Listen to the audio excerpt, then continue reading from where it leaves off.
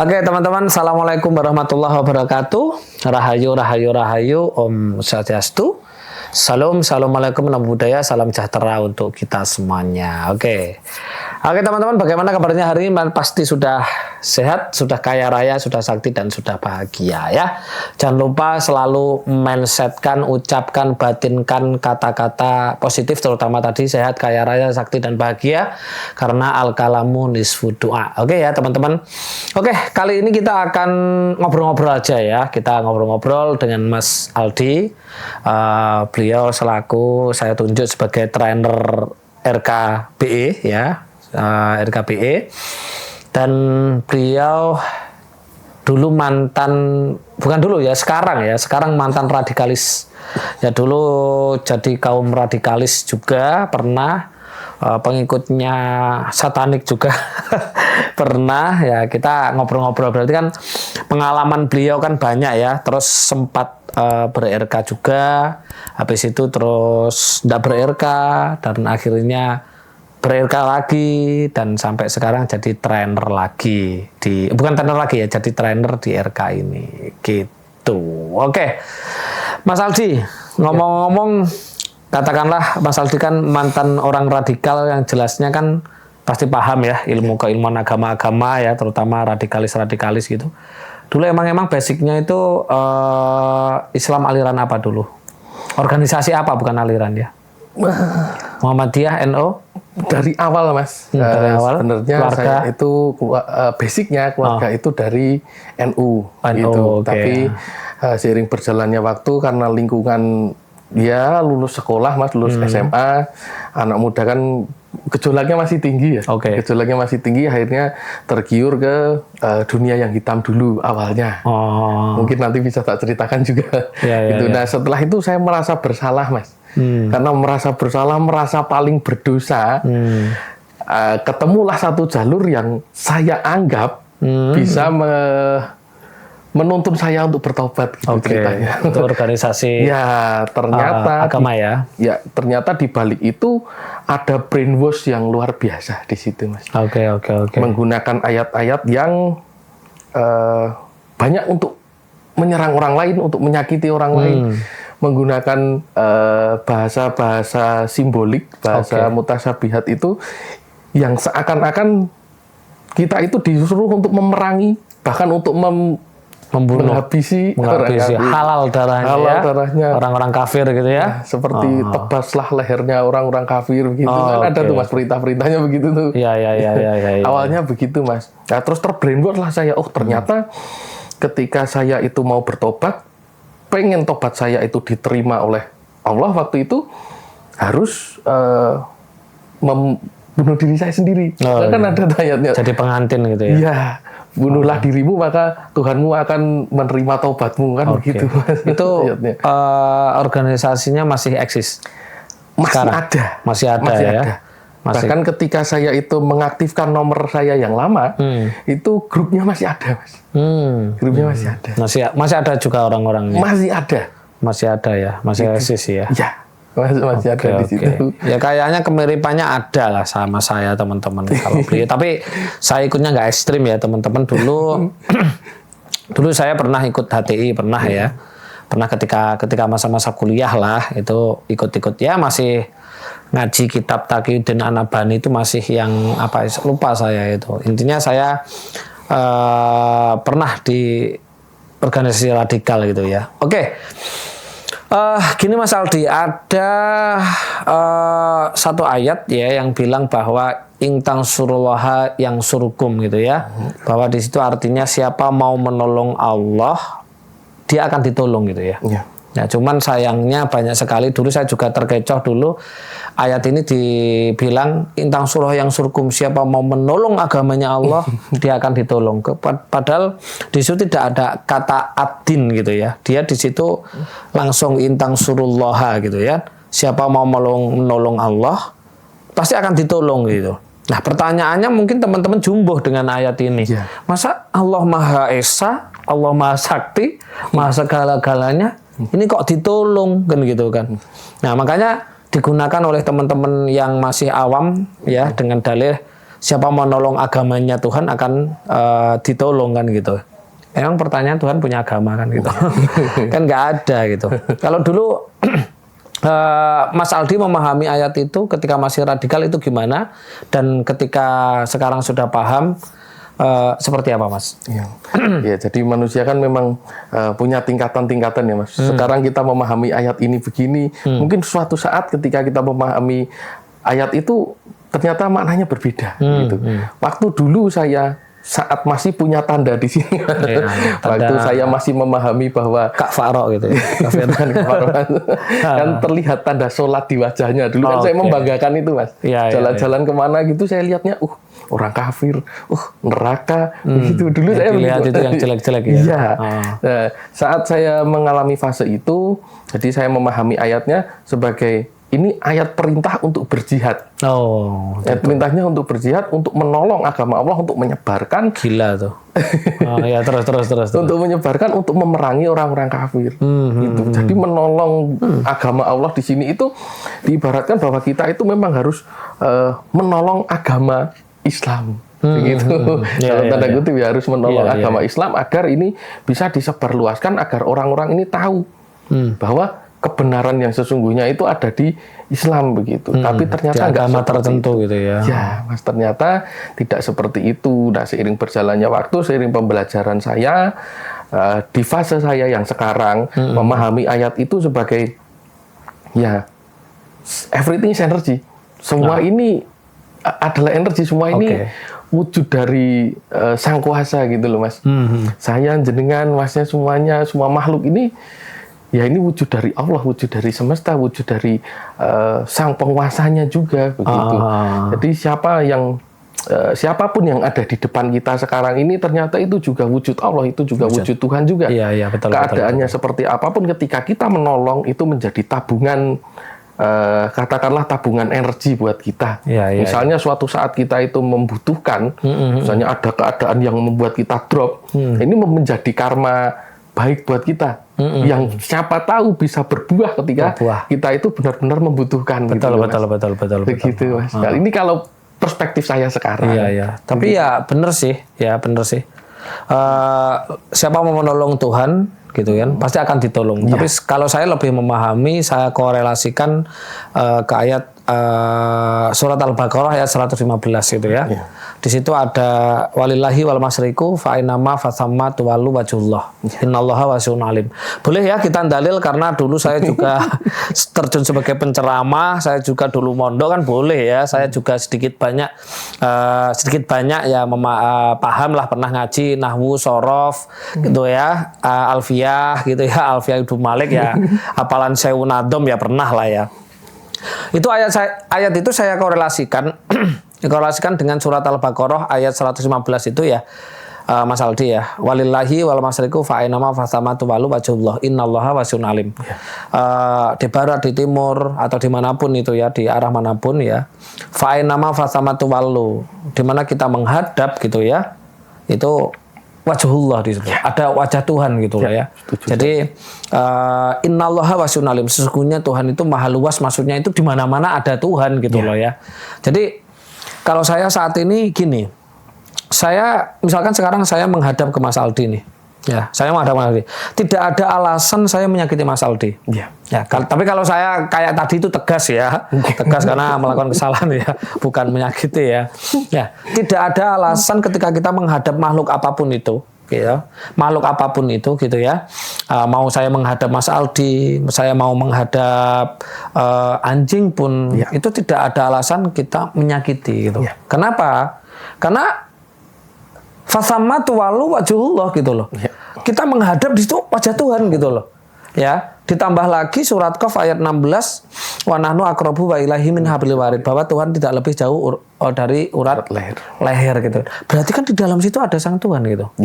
Nah, ketika manusia memahami ayat-ayat dengan pola seperti ini, saya yakin teman-teman yang beragama itu nggak mungkin menyakiti orang, tapi karena nggak pernah disampaikan ya, akhirnya seperti itu. Kalau aku memahami beberapa ayat tadi yang saya sebutkan ya seperti itu Mas Aldi. Jadi nggak ada alasan. Misalkan hari ini misalkan saya dicap dengan seseorang misalkan jelek gitu, saya biarin.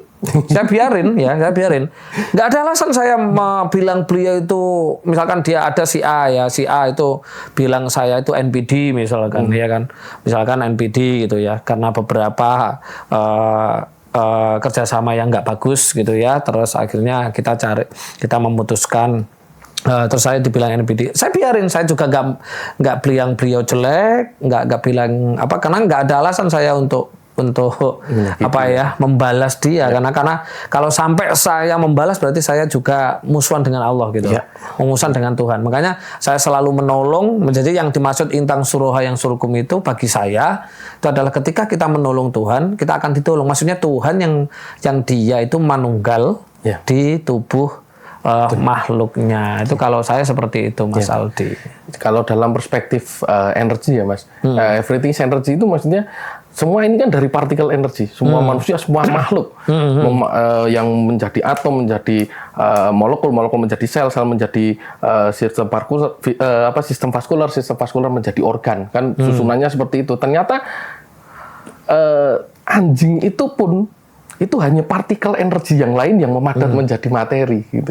Berarti dia pun juga sebenarnya ada wujud Tuhan, ada wujud Allah di situ. Yang kita tuh tidak ada alasan untuk menyakiti. Iya, benar. Apalagi sampai menyiksa. Apalagi sampai melihat dia itu lebih rendah daripada kita. Padahal kan kita berasal dari satu unsur yang sama. Begitu sih Mas kalau saya.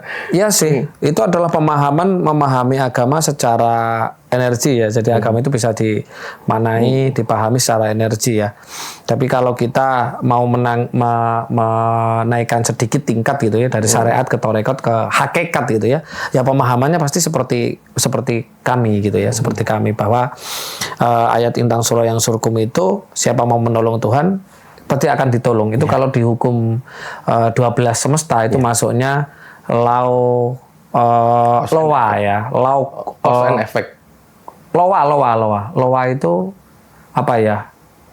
Ya loa, hukum tarik menarik itu loh. Hukum tarik menarik. Loa itu kepanjangan apa sih? Law of attraction. Nah, itu maksudnya.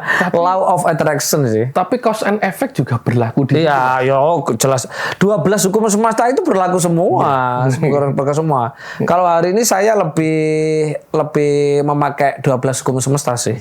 Karena kalau kita hidup tidak pakai 12 hukum semesta, amburadul hidup itu. Ya, karena amburadul ada law of karma gitu kan. Segala sesuatu apa yang dilakukan itu pasti ada karmanya kan gitu. Ada law cause and effect gitu. Hukum sebab akibat gitu, atau tabur tuai, ada law of attraction gitu kan. Hukum tarik menarik. Kan itu kalau hukum tarik menarik itu kan berarti ketika kita menolong seseorang, kita akan ditolong kan gitu kan. Pasti akan kembali pantulan, resonansi kan gitu. Dan hukum itu tidak butuh untuk diakui Mas. Orang tidak mengakui hukum itu pun akan tetap berlaku. Dan hukum 12 semesta itu tidak berlaku pada agama apapun, ya kan, mau beragama apapun, mau orang dewasa, mau anak kecil, mau orang berdosa, mau orang nggak berdosa.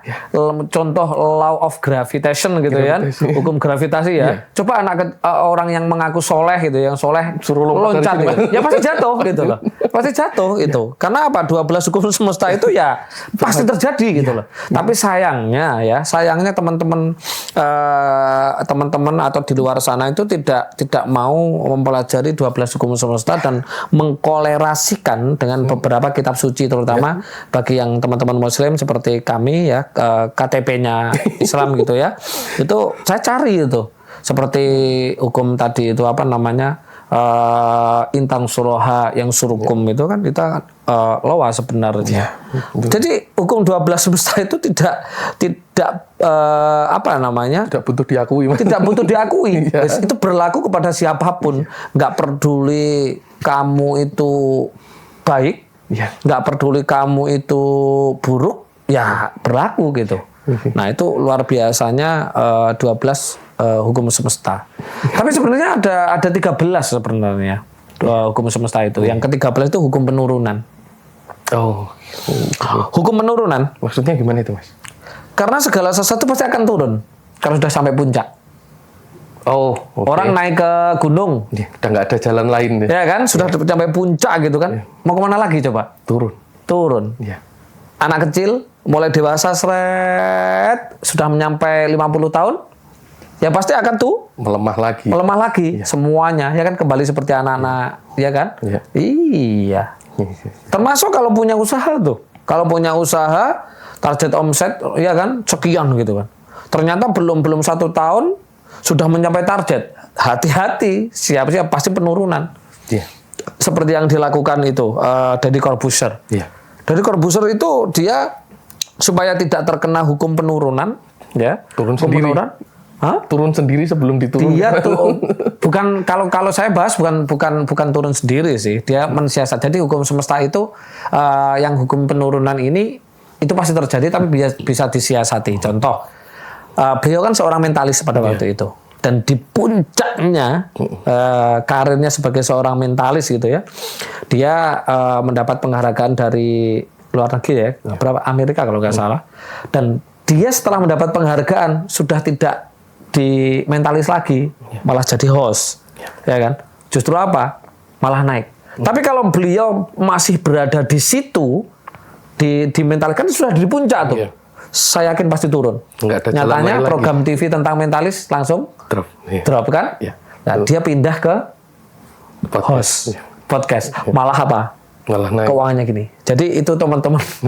Jadi 12 hukum semesta. Jadi teman-teman kalau mau hidup itu selaras dengan semesta, koheren dengan semesta, ya kita mengikuti 13 hukum semesta gitu ya. Jadi yang terkenal 12 hukum semesta, termasuk salah satu tadi ayat in tansurullaha yang surukum. Siapa mau menolong Allah, dia pasti akan ditolong. Intinya kita, misalkan saya hari ini menolong Mas Aldi misalkan. Walau Mas Aldi ini tidak membalas saya pasti akan ditolong oleh orang lain. Karena di dalam dirinya orang lain itu juga ada Sang Tuhan. Membalas, menyakiti pun juga sama, Mas. Sama, menyakiti. Makanya tadi kan saya bilang, Mas Aldi, bahwa ketika kita paham surat Al-Baqarah ayat 115, tidak ada alasan kita menyakiti orang lain. Tidak ada alasan kita benci orang lain. Tidak alasan kita memakan hak orang lain. Tidak ada alasan korupsi, kan gitu kan? Tidak ada alasan maling gitu kan? Karena apa? Di dalam masing-masing diri seseorang itu fa'ainama fasamma tuwallu wajhullah, gitu kan? Ketika kita menghadap, di situ ada wajah. Ada wajah Tuhan. Tapi banyak gitu orang yang tidak bisa melihat wajah Allah di setiap makhluknya. Tapi padahal gini loh, wajah Allah itu sebenarnya sudah digambarkan dalam Al-Quran. Ada ayatnya ada. Kalau nggak salah bilang seperti ini, fadkurullaha adkurkum aba'akum. Ketika engkau mau mengingat Tuhan, fadkurullaha, kalau kau mau mengingat Tuhan, adkurkum aba'akum. Fadkurullaha adkurkum aba'akum. Ingatlah bapakmu. Kan itu.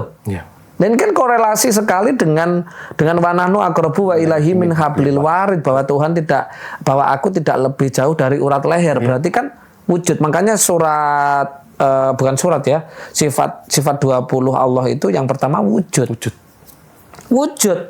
ya. Tapi pemahaman seperti ini ya teman-teman, ini kalau teman-teman tidak benar-benar tidak bergaul dengan para spiritualis yang paham di dunia agama, ya akhirnya menerka-nerka kan gitu kan. Ada di luar sana banyak yang mengaku, mohon maaf nih, mengaku spiritualis tapi masih menjalankan sholat syariat kan gitu kan. Ini spiritualis itu sudah nggak sholat syariat tapi malah sholatnya sholat hakikat sebenarnya, yaitu sholat kolbu begitu. Kalau menurut saya, Mas, misalnya masih mau menjalankan sholat syariat, yaitu hak dia. Tapi biasanya ketika dia ketemu sama orang yang sudah tidak menjalankan sholat syariat sholat syariat, dia sudah langsung menjustifikasi, wah ini kafir. Nah, menurut saya salahnya di situ. Menurut saya, kalau memang dia masih mau menjalankan yang syariat, ya monggo terserah. Tapi tidak usah menghakimi orang lain yang sudah pernah mengalami seperti kamu, tapi kamu belum pernah mengalami seperti saya. Menurut saya juga. Ya sih, iya, benar itu.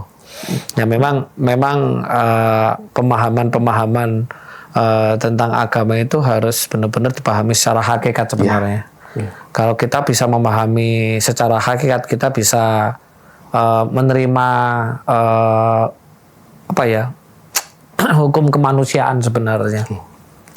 Dan tidak ada lagi kejahatan, tidak ada lagi seperti itulah.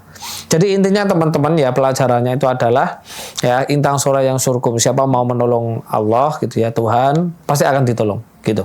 Tapi kalau kau mau menyakiti Allah ya pasti akan disakiti gitu lah. Dan Allah bersemayam di setiap hambanya, di setiap makhluknya. Itu seperti itu.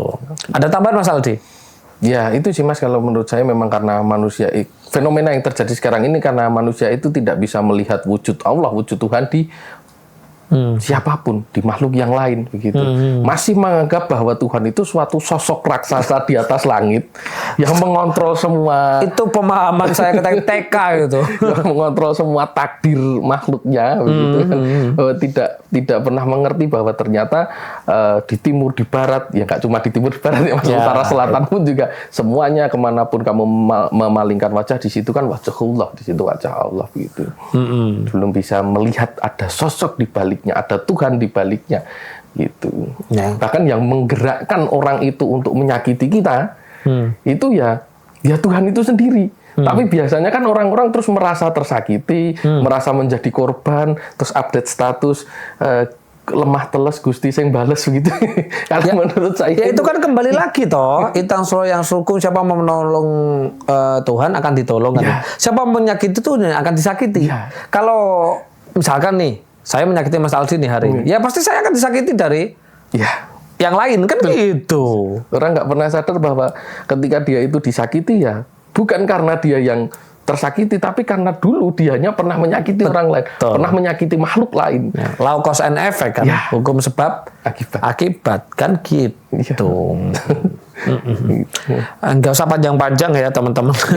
Intinya seperti itu aja, bahwa ayat ini sangat luar biasa sekali. Kalau teman-teman mau memahami ayat ini ya kita mampu untuk menerapkan Pancasila, sila ke-1 dan sila ke-2, yaitu ketuhanan yang Maha Esa dan kemanusiaan yang adil dan beradab. Oke, terima kasih Mas Aldi. Kita ngobrol-ngobrol lagi dengan pembahasan yang lain ya nanti. Oke, teman-teman terima kasih. Jangan lupa like, share, komen gitu ya, dan mohon maaf jika ada salah dari kami ya. Kami bukan ahli agama, hanya mantan ya, hanya mantan. Kalau saya pernah terjun sebagai seorang ustadz memang, terus terang, dan saya punya beberapa sertifikat ustadz, dan saya pun hari ini masih punya yayasan, yaitu Yayasan Nurul Nabil Center yang menaungi pembelajaran Quran Tartilul An-Nabil gitu ya, saya yang menulis gitu ya. Oke, kebenaran hak milik Tuhan semesta alam. Kami akhiri, akhirul kalam. Assalamualaikum warahmatullahi wabarakatuh. Rahayu rahayu. Om santi santi santi. Om salam. Assalamualaikum warahmatullahi wabarakatuh. Salam sejahtera untuk kita semuanya.